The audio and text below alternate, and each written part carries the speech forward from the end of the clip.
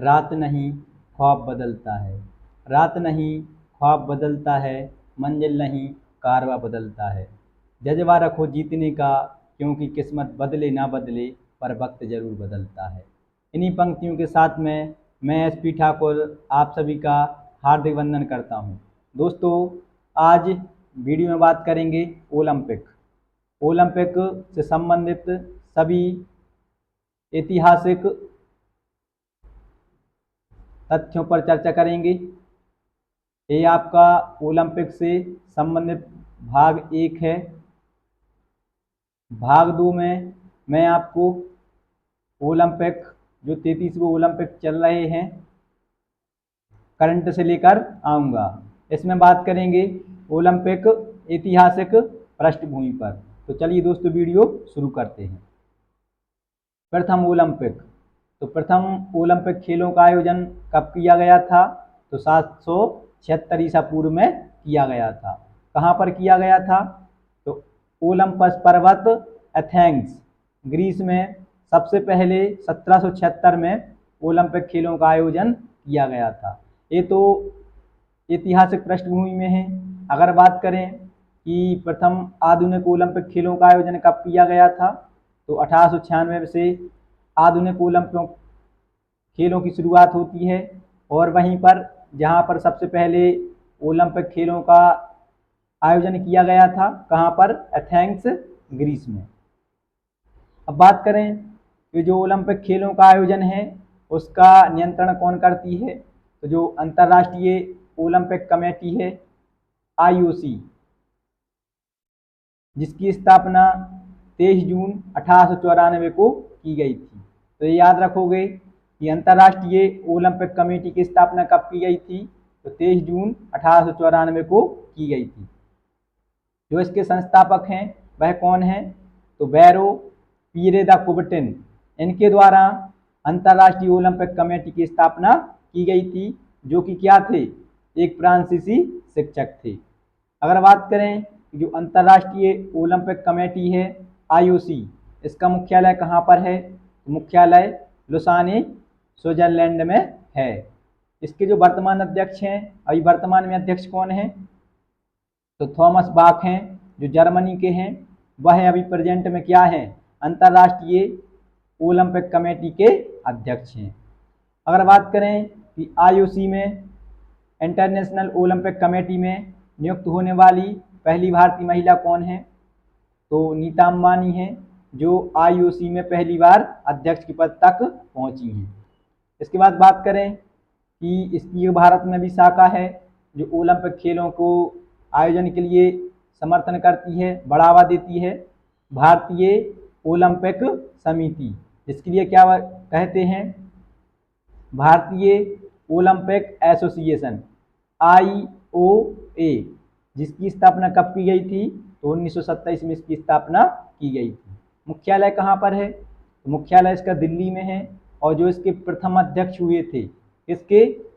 भारतीय ओलंपिक समिति के, वह कौन थे? तो दोराबजी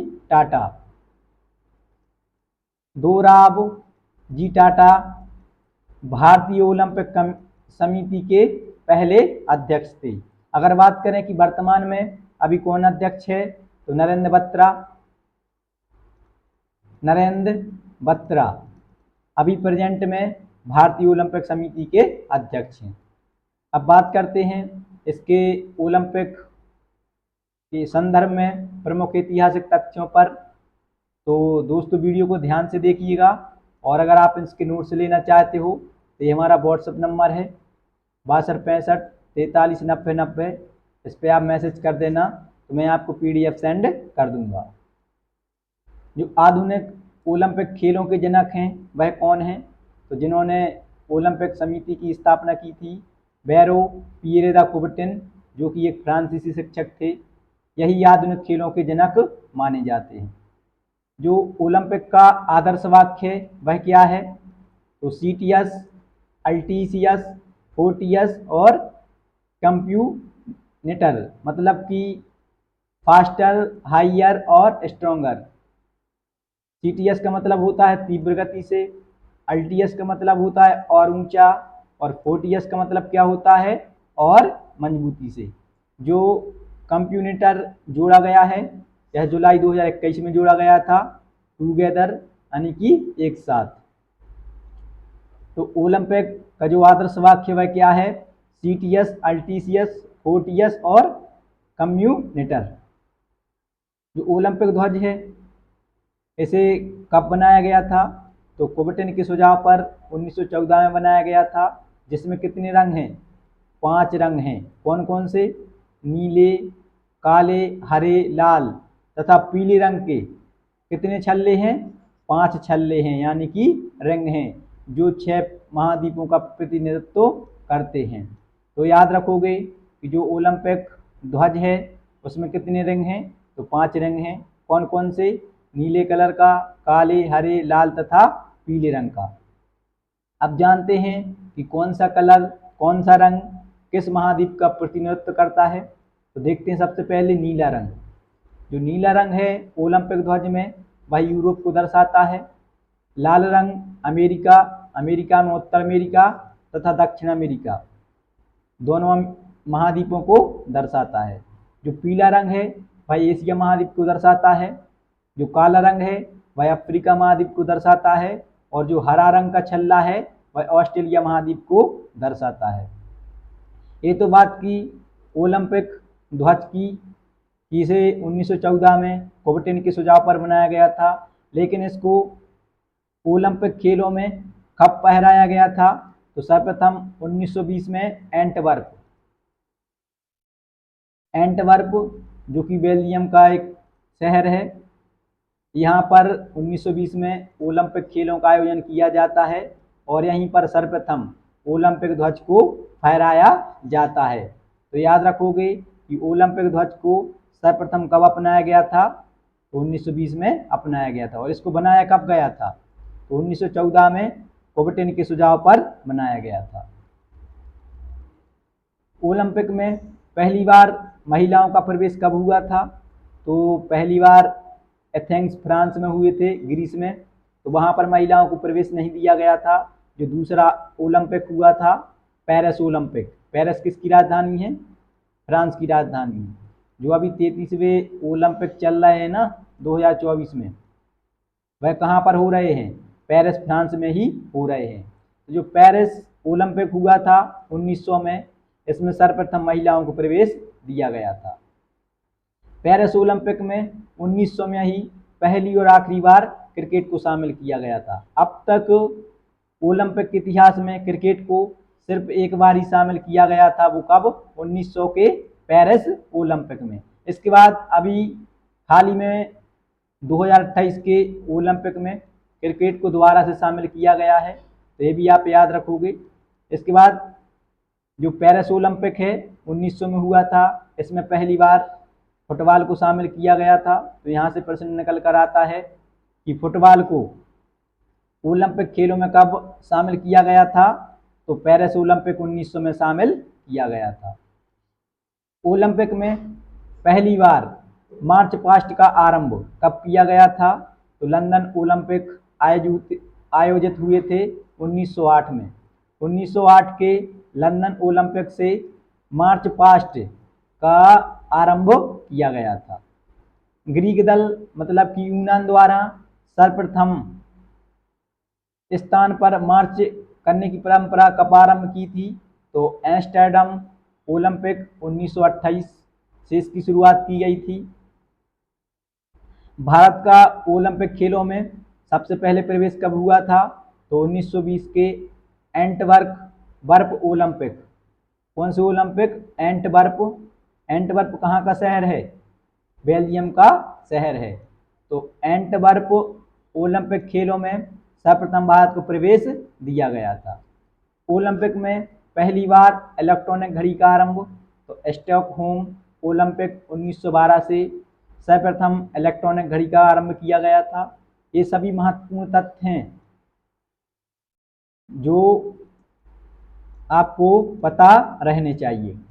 ओलंपिक का पहली बार टीवी पर प्रसारण कब किया गया था?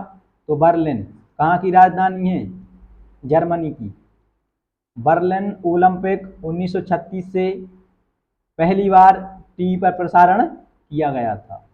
ओलंपिक का विस्तृत रूप से टीवी पर प्रसारण रोम कहाँ की राजधानी है? इटली।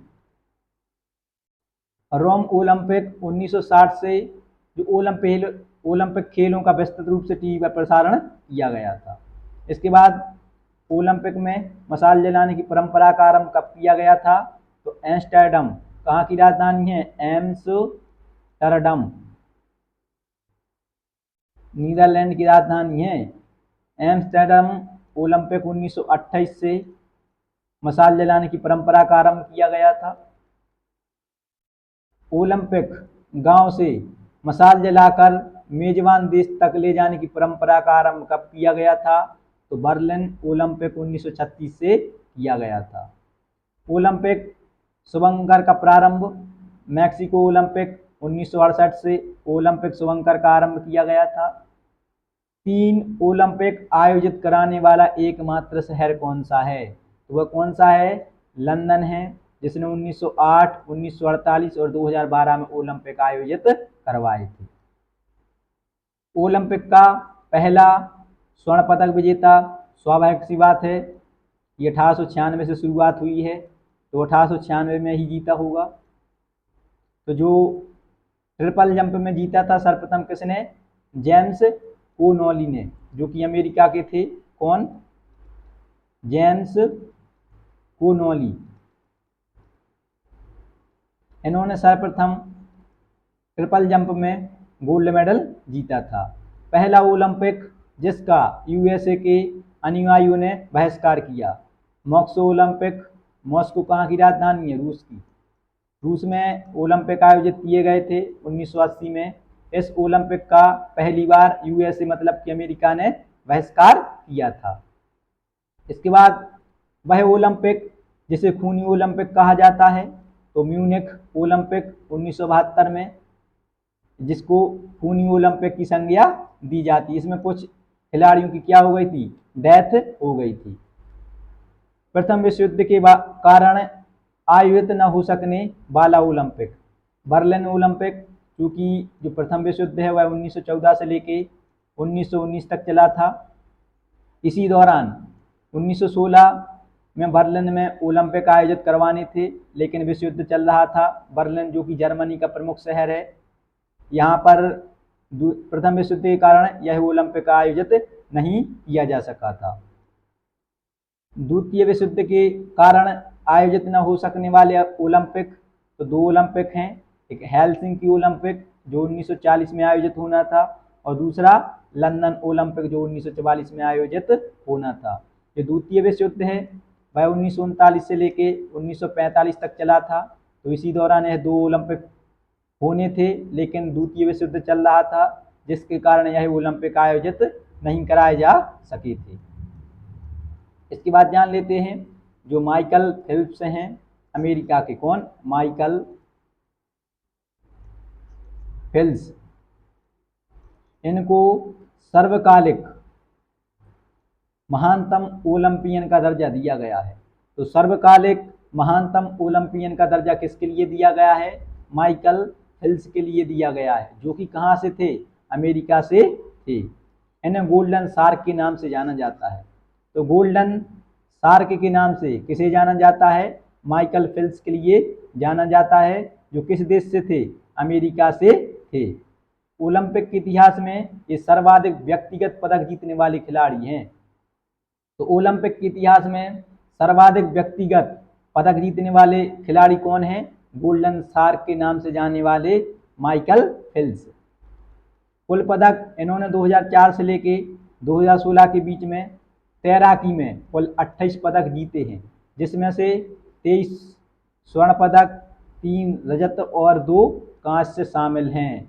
तो माइकल फेल्प्स, इसलिए ही इनको क्या गोल्डन शार्क के नाम से जाना जाता है, क्योंकि शार्क पानी में सबसे ज़्यादा तैरती है ना। जो तैराकी है वह तैरने वाला गेम है, तो यह तैरने में इतने सक्षम थे कि इनके नाम कितने हैं? 28, जिसमें से 23 गोल्ड मेडल। अब बात करते हैं दूसरे, लरिसा लतानिया, जो कि रूस से थी। यह ओलंपिक में सर्वाधिक पदक जीतने वाली महिला हैं। इन्होंने 1954 से 56 से लेके 1964 के बीच में जिम्नास्टिक में कुल 18 पदक जीते हैं। कितने? 18। किसने? लरीसा लतायनिना ने। इन्होंने जिम्नास्टिक में कितने? 18, जिसमें से 9 स्वर्ण, 5 रजत और 4 कांस्य पदक जीते हैं। तो दोस्तों ये थे ओलंपिक से संबंधित प्रमुख ऐतिहासिक तथ्य। ये था आपका भाग 1, जिसमें ऐतिहासिक पृष्ठभूमि पर बात की। भाग 2 में बात करेंगे ओलंपिक में भारत का प्रदर्शन, और भाग 3 में बात करेंगे जो अभी प्रेजेंट में 33वें ओलंपिक चल रहे हैं पेरिस में। इसको मैं करंट विस्तार पूर्वक लेके आऊँगा। तो वीडियो को ज़्यादा से ज़्यादा शेयर करना, और जिसने भी चैनल सब्सक्राइब ना किया हो चैनल सब्सक्राइब कर लेना। तो मैं आशा करता हूँ कि आप सभी के लिए जानकारी अच्छी लगी होगी। अगर आप सभी के लिए जानकारी अच्छी लगी हो तो वीडियो को लाइक और चैनल को सब्सक्राइब कीजिएगा। मिलते हैं आप सभी को नेक्स्ट वीडियो में, तब तक आप सभी के लिए जय हिंद।